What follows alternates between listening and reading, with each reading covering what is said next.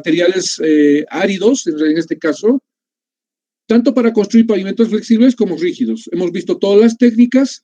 Ahora vamos a entrar al dimensionamiento, es decir, al diseño de los espesores de esta estructura de pavimentos. Bueno, vayamos.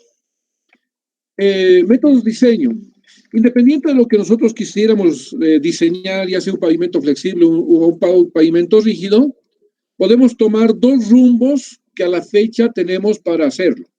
El primero es tomar en cuenta el método empírico, de diseño empírico, o encaminarnos por el método de diseño analítico o racional. El método empírico es el que nosotros vamos a aprender en esta oportunidad, porque recién estamos dando este salto, a pesar de que esto ya viene de hace mucho tiempo, pero sí ya existen la metodología para hacer el cálculo, para hacer las verificaciones y todo ello, así que de aquí a un tiempo vamos a dejar de lado el método empírico para pasarnos al método analítico racional. Respecto al método analítico racional, ya ha sido desarrollado un método que se llama mecanicística empírico, que es del mismo propietario del método de diseño empírico, es decir, del método Ashton. Este método son los mismos que han elaborado el método empírico mecanicístico, ¿ya? Pero la idea es de que nosotros a futuro vayamos y analicemos todo de manera mecanicista. O sea, es decir, que vamos a dejar de lado todo lo que es el método empírico, inclusive este método empírico, mecanicística empírico, para de pronto trabajar ya con el método exclusivo mecanicístico.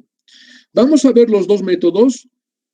Primero lo vamos a ver este método, el analítico racional. ¿En qué consiste? Simplemente como mención.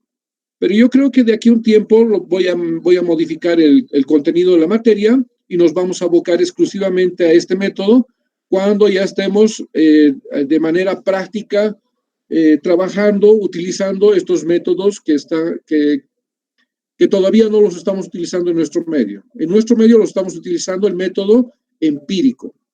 Bueno, entonces vamos a hacer una revisión primero del segundo método y después vamos a entrar con bastante detalle en el método empírico, en qué consistía. Bueno, el método analítico se basa en el cálculo de estructuras de la ingeniería, es decir, en el cálculo de estructuras siempre hemos tomado en cuenta el análisis de tensiones, de deformaciones y desplazamientos. Todo esto producido por las cargas que se aplican a estas estructuras, ¿ya? En este caso, las cargas, en el caso de pavimentos, las cargas son provocadas por el paso de los vehículos, ¿no? Y además que tiene otra particularidad, que este análisis se tiene que tomar en cuenta las variaciones climatológicas del lugar. Esta modelación analítica racional ha sido propuesta con base a la teoría de elasticidad por este ingeniero que apellida Boussinesq el año 1885. Tomen nota, 1885. Recién este ingeniero Burmeister esta teoría de elasticidad ha aplicado a conceptos de diseño de estructuras de pavimentos el año 1945. ¿Ya? Vamos a ver aquí cómo ha ido evolucionando. Las soluciones analíticas de Burmeister y Boussinesq han sido propuestas de esta manera. Principalmente, Boussinesq lo que ha analizado ha sido que la estructura del pavimento se lo analizaba como una sola estructura, como un solo material de un solo tipo. Ya con posterioridad se ha hecho un análisis de materiales diferentes, se ha tomado en cuenta ya un análisis por capas, por el hecho de que la estructura del pavimento no está construido de un solo tipo de material, están construidos por distintos tipos de material. Entonces, ese ha sido el análisis que se ha propuesto con las ecuaciones de Boussinesq. Primero, tomar en cuenta como si fuera una sólida, imagínense como si fuera una sola viga, digamos, ¿no? Que eso funciona como uno solo. Lo mismo se ha considerado acá cuando se ha tomado en cuenta como una sola capa. Con posterioridad se ha hecho diferenciaciones entre las capas, como la que ustedes ya conocen, y se ha hecho esa discretización para poder analizar y hacer el diseño. Luego, esta teoría de multicapa ha sido desarrollada por Westergaard, Palmer, Barmer, Dodemark y otros ingenieros más, donde han puesto su aporte, y además este aporte estaba asociado a el cálculo a través de métodos numéricos. Finalmente, a la fecha, hay muchos programas, muchas aplicaciones que se están utilizando a través de elementos finitos. Si bien no se aplica exactamente, o sea, no se puede replicar el comportamiento de una estructura a través de estos elementos finitos en pavimento flexible, en pavimentos rígidos sí es apropiado utilizar, de hecho se está difundiendo demasiado este análisis a través, por ejemplo, de estos programas que están ahora muy difundidos. No quiere decir que son los únicos, hay una infinidad de programas, pero de momento nosotros aquí en nuestro medio estamos haciendo un análisis del comportamiento de las estructuras a través de estos programas. Ustedes pueden entrar a ver EverFE 2.24 es la versión y el programa ISLAB 2000. Bueno, de hecho hemos hecho nosotros una tesis con Franz Pazzi, se llama el alumno. Ha hecho una comparación de los métodos empíricos verificados con me refiero al método empírico diseñando un pavimento rígido, y lo que él ha hecho ha sido una verificación del comportamiento de esas losas diseñadas con este programa que toma en cuenta elementos finitos. Bueno, aquí les voy a mostrar que este es el programa de EverFE que hace ese análisis y además nos puede dimensionar el espesor de la losa. Para ello nosotros necesitamos proporcionar la geometría de la losa, o sea, qué anchos y qué largos va a tener la losa. Necesitamos proporcionar información de algunas características de la losa, como los módulos elásticos de la losa, temperaturas y otros datos más que ustedes ven ahí. Una vez que se ha configurado la geometría y las características de la losa, podemos también configurar las características de la aplicación de carga. Lo que ustedes ven acá es un eje. Imagínense que aquí esto es lo que lo une. Aquí estarían tres ruedas de un lado y tres ruedas del otro. O sea, son ruedas dobles. Entonces ahí se ha configurado el eje que va a aplicar sobre estas losas, las temperaturas temperaturas ambiente de donde se va a construir, tanto las temperaturas altas como las bajas, la subrasante de apoyo, ahí tenemos la subrasante, expresada en principio por CBR y convertida a valor de K, ¿no? ¿Qué es lo que hacemos con todos estos datos? Lo que hemos hecho ha sido generar una matriz como la que ustedes ven. Aquí están la junta longitudinal y lo que ven estas rayitas acá son las barras de amarre. Y aquí tenemos las juntas transversales donde tenemos las barras de transferencia de carga. ¿Está bien? Y si ustedes ven con detalle, ahí tenemos una información bien importante que les voy a mostrar. Aquí en este caso, si se fijan, está replicado la aplicación de cargas de un eje, Trident en este caso, sobre la losa de hormigón. Este es un vehículo que tiene un eje Trident, un eje simple de rueda doble y un eje simple direccional de rueda simple. Entonces lo que se hace es analizar con el programa. Lo que nos va a dar aquí son las tensiones en el eje X de manera longitudinal y las tensiones transversales. Además de tener esa información, podemos calcular las deflexiones, cómo se comporta el pavimento. Obviamente que aquí tenemos la aplicación del eje Trident sobre esta losa. Aquí está el eje simple y aquí está el eje direccional.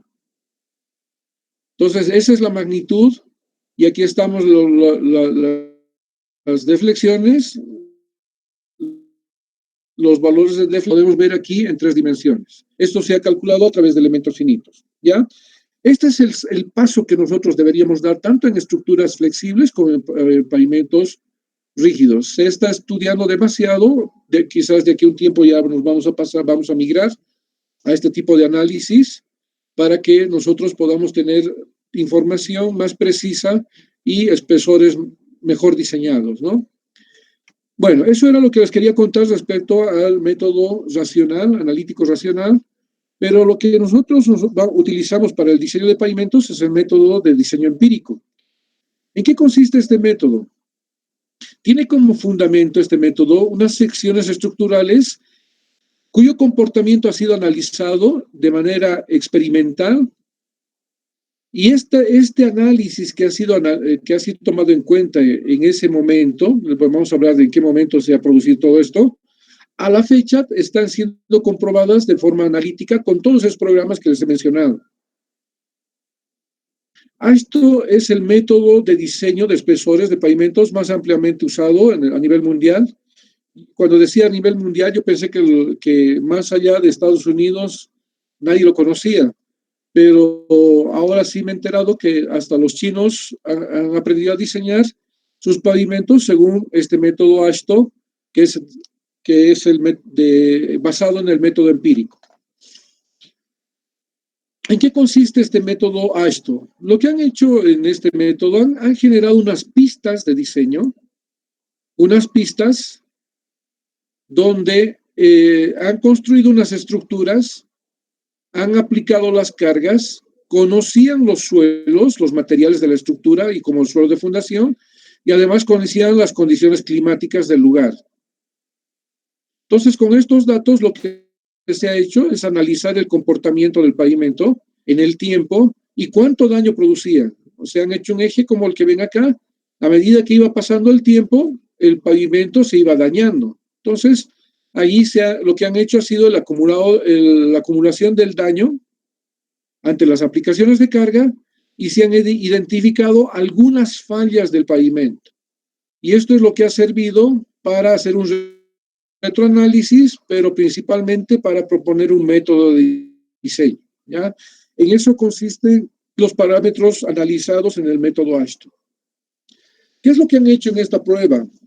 En el método AASHTO de diseño de espesores de pavimento flexible o rígido, está basado en este ensayo, en esta prueba que se ha concebido gracias a esta organización que se llama, que aquel entonces era AASHTO, no era AASHTO, no tenía la T. Y lo que han hecho ha sido lo siguiente. Este método ha comenzado, la planificación de este método ha comenzado el año 51. Imagínense, año 51. Quisiera que lo tomen nota estos datos, porque vamos a ver qué es lo que ha pasado en el tiempo. La planificación ha comenzado en el año 51, ¿ya? Y la construcción ha comenzado recién en el año 56. Es decir, la planificación habría durado ¿cuántos años? Total, 5 años, ¿ya? La construcción ha comenzado el 56 y recién el año 58 se han aplicado las cargas sobre el pavimento ya construido. Es decir, que la construcción ha tomado 2 años de construcción y las cargas han sido aplicadas desde octubre del año 58 hasta noviembre del año 60. ¿Qué quiere decir? Que las cargas, la aplicación de cargas sobre estas pistas de prueba han sido aplicadas durante 2 años. Y recién el año 61 se ha publicado el método de diseño.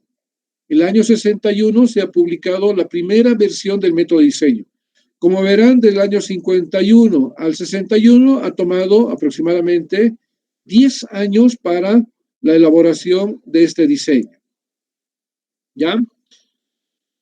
¿Qué es lo que han hecho en esa prueba AASHTO? Lo que han hecho ha sido planificar ¿qué? Han planificado la construcción de estas pistas. Todavía existe esta ciudad, Ottawa, y esta ciudad, Utica.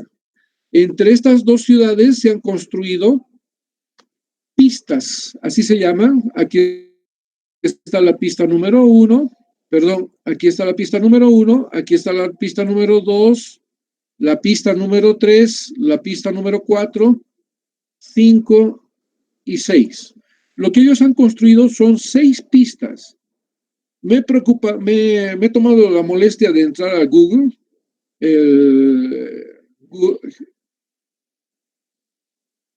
he olvidado cómo se llama, Google Earth, ¿no? He entrado y aquí está la ciudad de Ottawa, si se fijan, y aquí está la ciudad de Utica. En este lugar es donde se han construido las pistas, ¿ya? Las 6 pistas se han construido en ese lugar.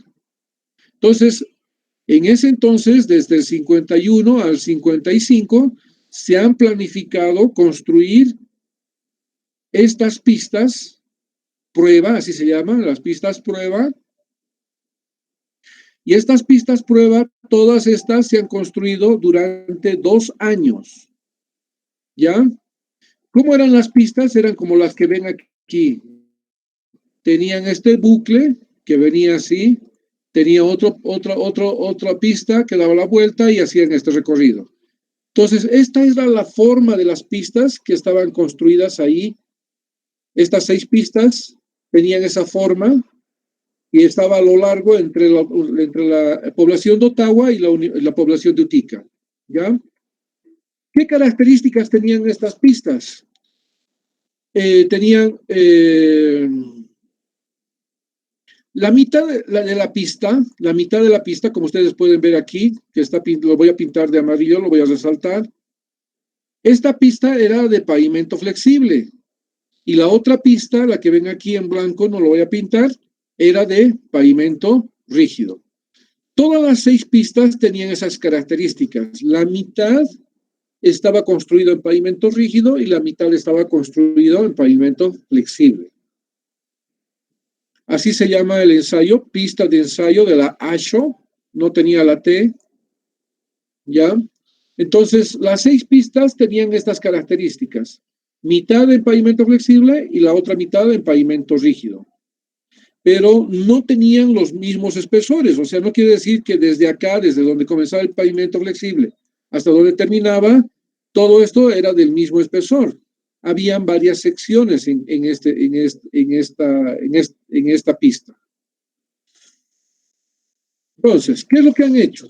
No todas las pistas tenían la misma forma. Son 4 pistas que tienen esta forma. 4 pistas las que tienen esta forma. Una sola tiene esta y una sola tiene esta otra forma. Por eso está aquí, si se fijan, aquí hay un bucle bien pequeñito, es la pista 1. Aquí un bucle, otro bucle pequeño, es la pista 2. Pero de la 3 a la 6 tenían esta forma, ¿no? La que ven ustedes ahí. Entonces, todas las pistas siempre han estado caracterizadas porque la mitad era en pavimento flexible y la otra mitad era en pavimento rígido. Todas las pistas. ¿Qué es lo que se ha hecho en estas pistas? La pista 1 se ha dejado sin aplicación de cargas, es decir, durante esos 2 años donde se han aplicado las cargas en las otras pistas, en este caso, en la pista 1 no se han aplicado cargas, es decir, que no han circulado vehículos sobre esta pista. Y lo que ha pasado ha sido nada más que se ha evaluado el deterioro de esta pista, nada más por el impacto ambiental, es decir, por las precipitaciones pluviales, nieves y días de calor. En la pista 2 solo se ha utilizado para que vehículos ligeros pasen por esta pista, es decir, cuando hablo de vehículos ligeros me refiero a aquellos vehículos pesados, ligeros. No estoy hablando de vehículos livianos, ojo, estoy hablando de vehículos pesados pero ligeros. Ligeros se los ha llamado a aquellos camiones que nosotros normalmente vemos en nuestra ciudad, que son los camiones que distribuyen gas, los camiones que distribuyen, que recogen basura, que distribuyen, no sé, gaseosas y otros alimentos, digamos, ¿no? Esos son los camiones ligeros. Es decir, entonces, en la pista 2 se habrían aplicado cargas solo por los camiones ligeros. En cambio, desde la pista 3 hasta la pista 6 se han aplicado cargas, pero en este caso de camiones pesados. Es decir, aquellos camiones que tienen remolques, aquellos camiones que tienen semirremolque. Es decir, con más de 4 ejes aproximadamente. ¿Ya? En la pista 3 y 6 se aplicaron aplicaciones cargas con vehículos pesados, es decir, con camiones que tienen remolque y semirremolque. En la pista 5 y 6 tuvieron idénticas configuraciones, es decir, que solo se ha permitido que circulen camiones pesados, pero del mismo tipo, ¿ya? Entonces, esto es lo que ellos han planificado en esa prueba, una vez construida.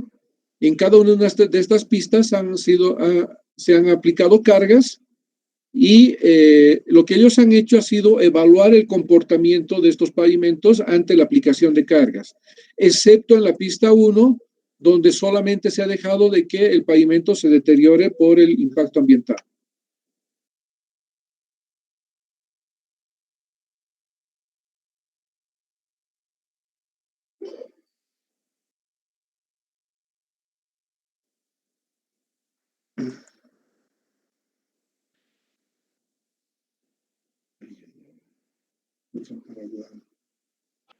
Ahora sí están viendo, ¿no? La presentación. Por favor, dígame. Sí, ingeniero. Sí. Ya. Entonces, lo que hemos visto es que cómo han sido utilizadas estas pistas. En esta prueba ha servido para estudiar, como ya me había anticipado, el comportamiento de las estructuras, tanto en pavimento flexible como en rígido. Pero como les he dicho, en cada trecho de pavimento flexible o de pavimento rígido, existían, ¿cuántas? 368 secciones en pavimento rígido y 468 en pavimento flexible. Vamos a ver en qué consisten esas secciones. Es decir, que una de estas pistas, por ejemplo, podría ser la pista 1, no, la 1, la 2, la 3 vendría a ser, ¿no? De la 3 a la 6 tienen esta forma. Entonces, se dice que, lo voy a remarcar acá, lo que se ha construido son 368 secciones en pavimento rígido y 468 secciones en pavimento flexible, ¿ya? Entonces, ¿cómo son las secciones? Este trechito es una sección que es diferente en espesor a la segunda sección. Segunda sección, estamos hablando del pavimento flexible, ¿no es cierto? Luego tenemos hasta llegar a la sección 368, ¿ya? Lo mismo ha pasado en pavimento rígido. Por citarles un ejemplo, esta podría ser la sección 1, luego la sección 2, hasta llegar a la sección 468. En todas las 6 pistas se han distribuido estas secciones. Es decir, un total de ¿cuánto? No sé si tienen a la mano la calculadora, 368 más 468. Se han construido 836 secciones en las 6 pistas. 836 secciones. ¿En qué consistían esas secciones? Las secciones de pavimento flexible, por ejemplo, pavimento flexible, tenían distintos espesores de capa subbase, fíjense. Esta podría ser la sección 1, esta podría ser la sección 2, esta la 3, hasta llegar ¿a qué? A las 468 secciones, hasta llegar a las 468 secciones. Entonces, había 468 tipos de espesores de pavimento flexible en las 6 pistas construidas. En cambio, en pavimento rígido, igual tenía la sección 1, por ejemplo, tenía esta configuración, el hormigón apoyado sobre una capa subbase. La sección 2, un hormigón, en este caso, no estaba apoyado sobre capa base, estaba directamente apoyado sobre un suelo de subrasante. La sección 3 tenía otro espesor de capa de hormigón, con otro espesor de capa subbase y así sucesivamente, hasta completar las 368 secciones de pavimento rígido. ¿Está bien? Entonces, en las 6 pistas había trechitos, o tramitos o secciones, en este caso, como sigamos utilizando el mismo término, donde habían estructuras de distintos espesores. Bueno, ¿qué es lo que han hecho en estas secciones? Lo que han hecho ha sido aplicar cargas con estos vehículos donde ya se conocía su eje, se conocían los ejes de estos vehículos y además estaban lastrados. Fíjense, aquí tenía unas cargas ya bien, ¿cómo les digo? Conocidas, cargas conocidas, y lo que hacían era circular por estas pistas donde se había construido esta prueba Ashton. ¿Qué es lo que han hecho ellos? Han hecho que los vehículos circulen 365 días del año, 24 horas de cada día, durante 2 años. Cuando hemos hablado de que del año de octubre del 58 a noviembre del 60 se han aplicado cargas, entonces en esos 2 años se han aplicado cargas de este tipo, es decir, que los vehículos no eran cargas estáticas, eran cargas móviles. Es decir, estos vehículos iban circulando por las pistas y cada cierto tiempo renovaban al conductor y entraba otro y seguían circulando y han circulado durante esos 2 años, que equivale a ¿cuántos? 365, a 730 días de circulación por 24 horas. Sería como 17.520 horas de uso de esas pistas. Pero mientras se hacía el uso, simultáneamente habían ingenieros que hacían la evaluación de esas secciones. ¿Cuál era el comportamiento de estas secciones? Probablemente ¿por dónde me voy? Probablemente podría ser de que ante una misma aplicación de cargas, probablemente esta sección era la que fallaba, lo mismo que en este caso, ¿no? Esta que no estaba apoyado sobre un suelo homogéneo, estaba directamente sobre un suelo de subrasante, probablemente era la que más se dañaba. Y al contrario, ¿no? Quizás han identificado en alguna de las secciones donde tenía otro comportamiento, es decir, podía estar con un buen comportamiento, por ejemplo, una sección como esta, o podría estar con un buen comportamiento, probablemente este tipo de sección. Entonces, eso es lo que han ido evaluando durante esos 2 años de aplicaciones de carga. Aquí están los camiones que han circulado. Aquí están los camiones ligeros de la pista 2, pista 3, pista 4, la pista 5 y la pista 6. Estas son las cargas que ellos ya conocían, los de los camiones, y estos eran los que han circulado esos 730 días durante 24 horas, ¿no? ¿Qué es lo que han hecho con esto? El objeto principal de esta prueba ha consistido en buscar unas relaciones significativas entre lo que es aplicaciones de carga y comportamiento de estas secciones. Eso es lo que han tratado de determinar, una relación de tal forma que se puede identificar el comportamiento del pavimento ante la aplicación de cargas. También lo que han tratado de buscar es el número de repeticiones de cargas, de ejes. También se ha visto la magnitud de aplicaciones de carga.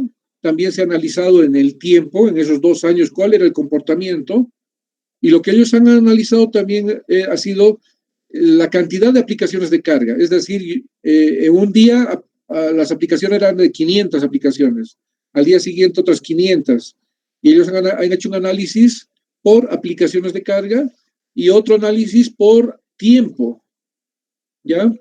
Y finalmente lo que han hecho también ha sido un análisis de comparación, siendo que estas secciones estaban en una sola pista y habían los vehículos que estaban circulando eran los mismos, por lo tanto, se podía identificar el comportamiento de un pavimento flexible flexible y el comportamiento de un pavimento rígido ante la misma aplicación de cargas. ¿Qué factores han tenido peso para calificar la capacidad de servicio? Se ha conocido como capacidad de servicio la calificación que se le otorgaba al pavimento en función de estas aplicaciones de carga o del tiempo, ¿no es cierto?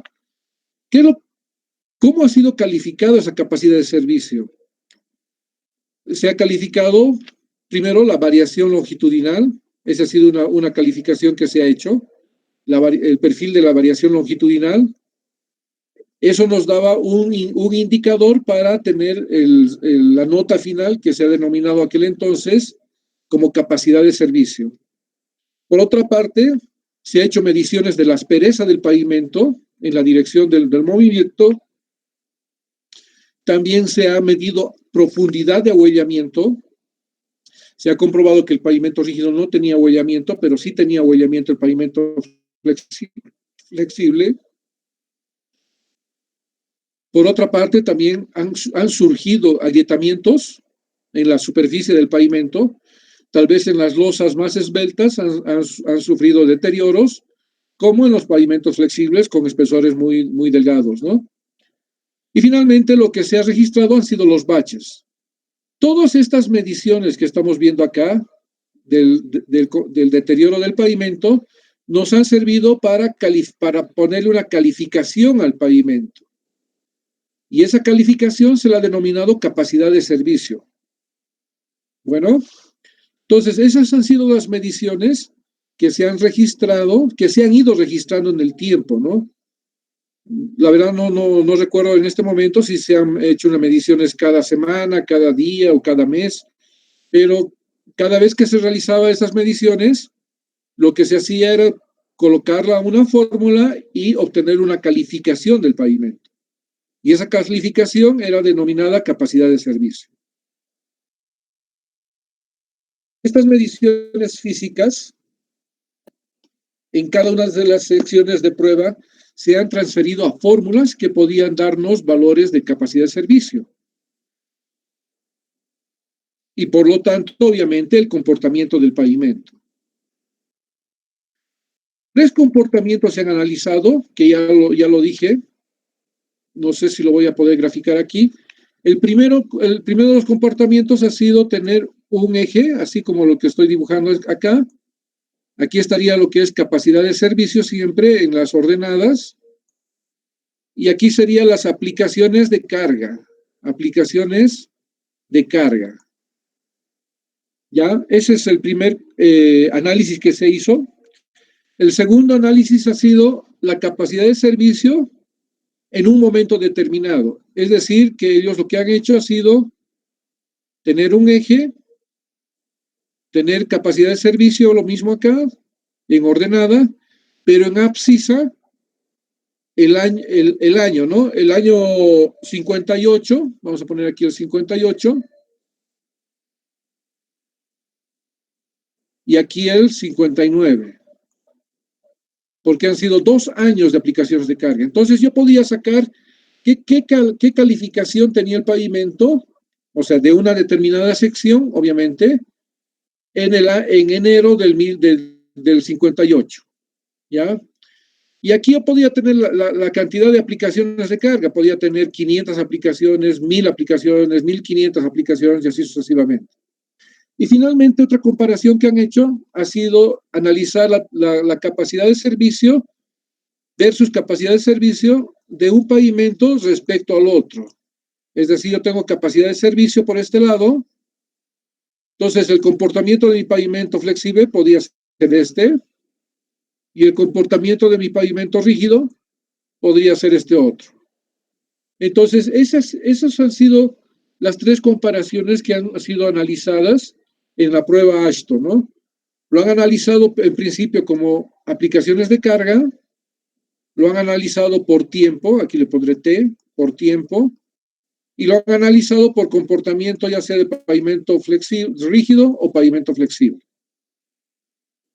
Aquí tenemos, por ejemplo, esto es un resumen del libro de la prueba AASHTO.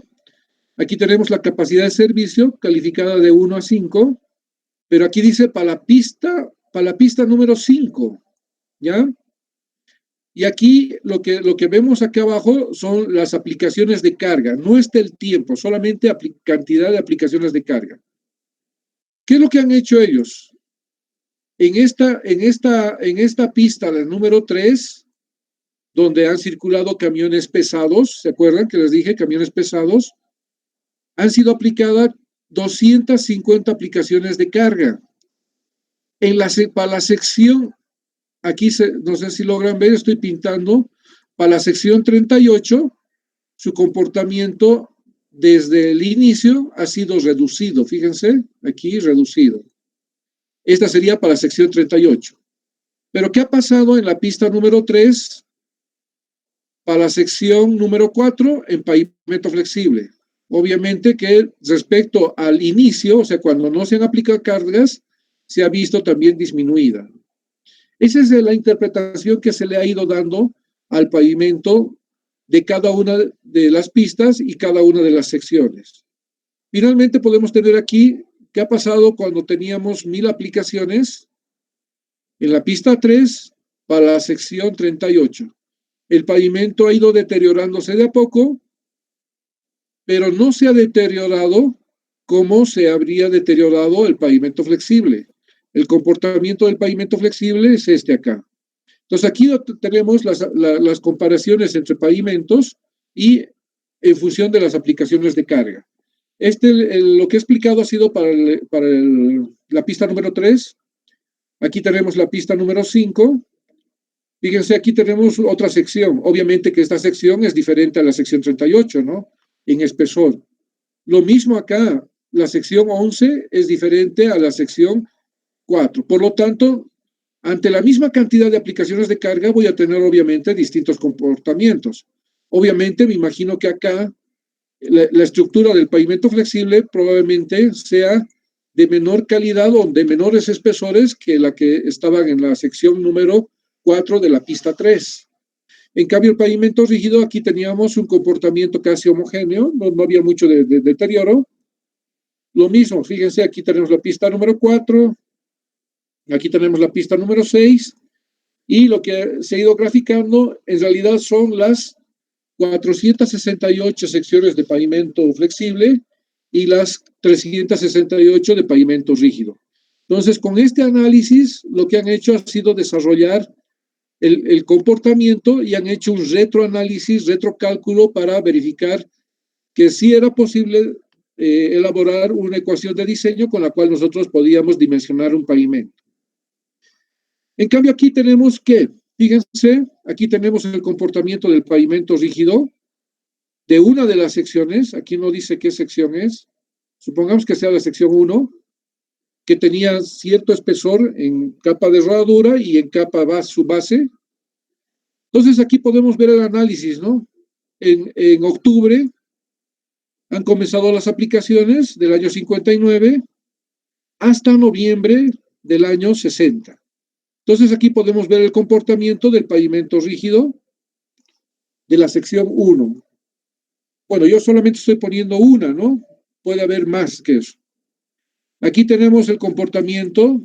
Igual vamos a ver que supongamos que esta sección, esta corresponde a la sección 1 también, pongamos 1, pero en este caso corresponde a la de pavimento flexible. ¿Está bien? Entonces, aquí tenemos un análisis de la capacidad de servicios respecto al tiempo, ¿no? Aquí no estamos hablando de carga, de aplicación de carga, solo estamos hablando qué es lo que ha pasado en el tiempo.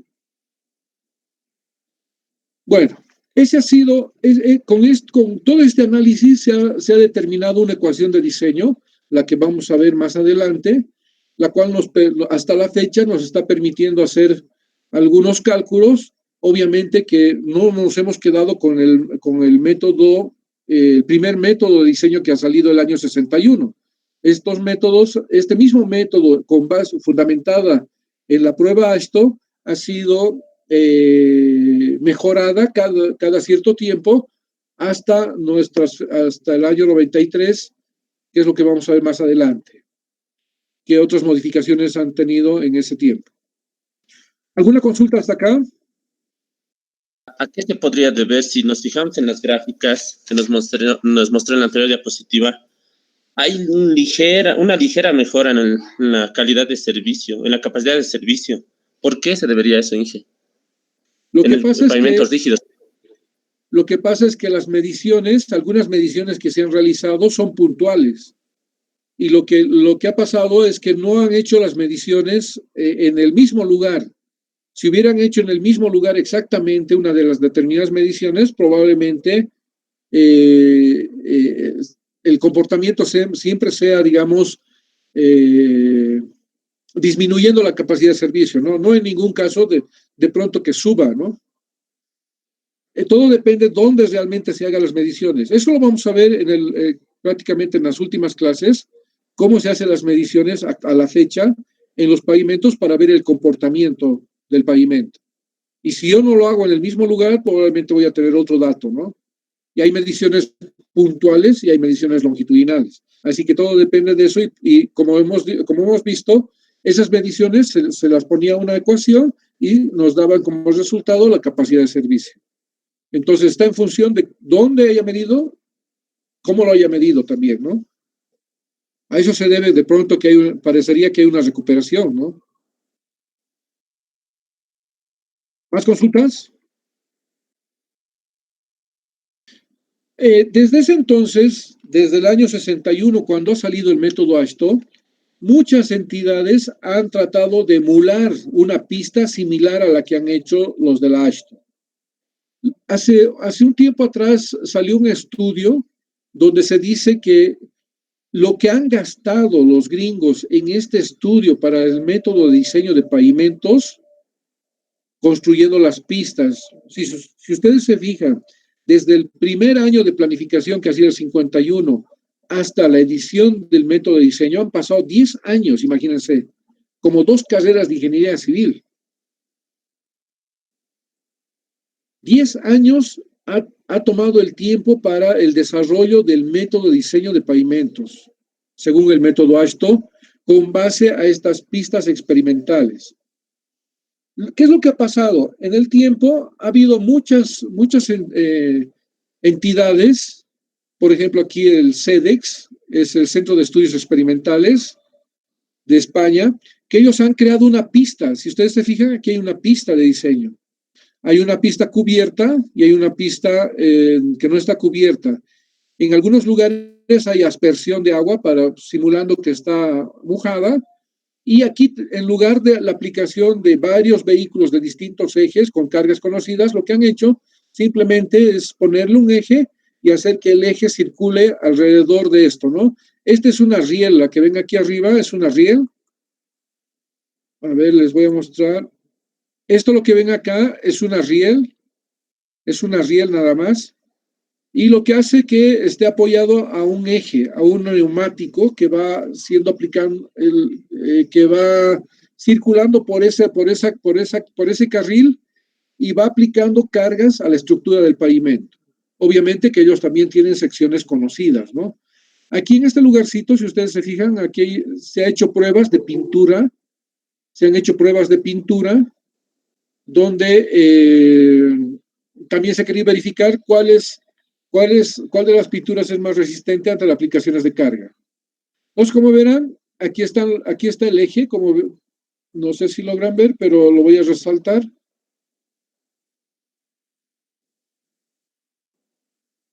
A ver un momentito. Este es el eje, solo un eje, no son varios camiones. Este muro que veían aquí es la guía, fíjense aquí está la guía, y el eje es el que va circulando. Fíjense, tenían secciones diferentes, sección 1, 2, 3, 4, 5, 6, de diferentes espesores, Este sería la aplicación de carga. Aquí está la guía, por llamarlo, el carril, el que hace que circule por toda esta pista, ¿no? Entonces, igual que en la prueba AASHTO, en este caso, no me he olvidado decirles, en la prueba AASHTO, lo que se ha hecho es reclutar a los marines, y lo que han hecho ha sido que ellos operen los camiones. Es decir, que se sorteaban, entraba otro regimiento y iban rotando para que no se aburran durante 2 años, imagínense, hacer circular por las pistas. Entonces, en este caso, como me imagino que los militares a lo mejor estaban ocupados, han generado este eje para que deteriore, circule sobre la estructura del pavimento. Así como en este caso de la prueba de España, han creado varios otros países, por ejemplo, Suiza ha creado su eje, es desde aquí se tiene la sección, entonces este eje vuelve. Entonces va deteriorando el pavimento y va generando aplicaciones de carga. Los franceses también han hecho algo parecido, parece un carrusel de fatiga, así se llama, carrusel de fatiga. Aquí tiene la pista es circular con varias secciones también. En lugar de que aplique una carga, en este caso se multiplica por 4, ¿no? Porque es una pista circular. Pero aquí solamente se está analizando también un efecto de la carga aplicada en curva y no en tangente, ¿no? En Dinamarca también se ha hecho algo parecido, pero en este caso se ha hecho en un lugar cubierto, donde no sé si logran ver acá, hay unos aire acondicionado para darle una temperatura al pavimento. Todo esta es la pista y este es el eje, ¿no? Y este circula de este lado hacia este lado, hacia este movimiento. Se ha creado un simulador de cargas en Sudáfrica, de tal forma que fíjese, aquí está la ruedita de transporte del equipo, es un camión, tiene dos ejes nada más, pero la rueda que va a aplicar cargas va a ser la que está aquí en el centro, ¿ya? Este camión se desplaza al lugar, por ejemplo, yo lo puedo llevar a La Paz Oruro, lo dejo estacionado, y lo que va a hacer este camión es, este eje va a ir de atrás, va a ir adelante y va a ir atrás. Y va a aplicar, va a ser una aplicación de cargas acelerado y podemos ver el comportamiento real de este pavimento. En Australia también se ha hecho algo parecido, fíjense, en este caso son como cuadraditos, una estructura, aquí hay otra estructura y aquí, pero el eje es uno solo y va aplicando cargas y se va analizando el comportamiento. En la Universidad de Colombia de los Andes se ha creado algo parecido, fíjense. Aquí están las secciones y este eje es el que va adelante y va atrás. En Brasil, a diferencia, este está dentro de un ambiente cerrado, donde se puede controlar temperaturas para ver el comportamiento del pavimento en temperaturas. Pero aquí en Brasil se ha creado, fíjense, aquí están unas pistas. Estas son las 3 pistas, acá se ve. Y son unos reticulados, un reticulado apoyado, fíjense, está apoyado acá, y del otro extremo también está apoyado. Pero lo interesante es de que aquí hay un eje que circula de atrás, va adelante y va atrás, va adelante y va atrás. Entonces va haciendo aplicaciones de carga sobre plataformas ya construidas con espesores construidos. Varios países han tratado de hacer esto, ¿no? Yo hubiera querido que en algún momento nosotros también podamos tener nuestra pista a prueba y hacer no sé, inventarnos cualquier tipo de estas articulaciones o una viga con eje y hacer estudios sobre el comportamiento de nuestros pavimentos ante la aplicación de cargas, ¿no? Y verificar lo que es el método de diseño empírico propuesto por Ashton, ¿no? ¿Cómo ha ido evolucionando el método? El año 1961, como les había dicho, ha salido la primera publicación de la guía, así se llama, Guía de Diseño de Pavimentos Rígidos y Flexibles. Como verán, la guía no lleva el nombre de paquete estructural. No sé de dónde habrán sacado eso de paquete. De hecho, vamos a ver en la carátula del texto del documento. Ahí dice Guía para el diseño estructural de pavimentos flexibles o rígidos. Bueno, el año 61 ha surgido la primera edición de la guía. Obviamente que en esta guía, la primera conclusión o la primera cuestión que se han hecho a esta guía ha sido de que esta evaluación se ha realizado en un estado de Estados Unidos. Ahora, ¿será que ese método es aplicable a Alaska, por ejemplo, o a Miami, que tienen distintos comportamientos? En Alaska es un clima muy frío y en Miami casi tropical. ¿Será que se puede aplicar este método? Ha sido la primera consulta. Y lo que se ha generado en este método se ha creado el factor regional. Factor regional. Es decir, yo calculaba con el método que se había generado en Illinois, entre estas dos poblaciones, Ottawa y Utica. El método se había desarrollado ahí, pero si yo lo iba a construir en Miami, debería aplicar un factor regional, el cual me podría aumentar o disminuir el espesor que había diseñado con base al método desarrollado en ese estado, ¿no? Ahora, si yo quería hacer otro diseño en Alaska, utilizaba el mismo método, pero yo utilizaba un factor regional, el que me permitía subir o disminuir dependiendo el clima de la zona, y así es como ha surgido este método, si bien se ha desarrollado en un estado, ha sido difundido a nivel nacional.